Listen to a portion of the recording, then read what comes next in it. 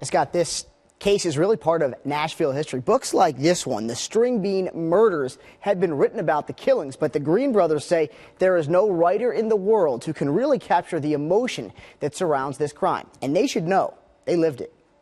Pointing to a shell casing as evidence before we ever removed it from the ground to show where it was at in relationship to her body.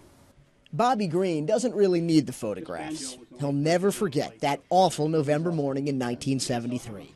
He was one of the lead detectives investigating the murders of David Stringbean Aikman and his wife Estelle. The most brutal case I've ever worked. Stringbean was a country star and comedian, famous for his role on Hee Haw. Two men robbed and murdered Stringbean when he walked inside his home. Estelle tried to run, but one of the killers chased her down and shot her in the temple.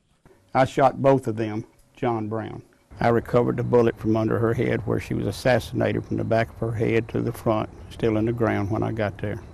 I was probably 20 feet from Estelle, where her body was laying. I could see frost was on it.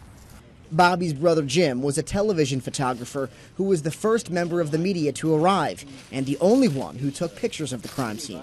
I recognized the gravity of the story as soon as I found out who it was. Jim and Bobby were disgusted by the crime, but relieved when two cousins, John and Douglas Brown, were arrested and convicted.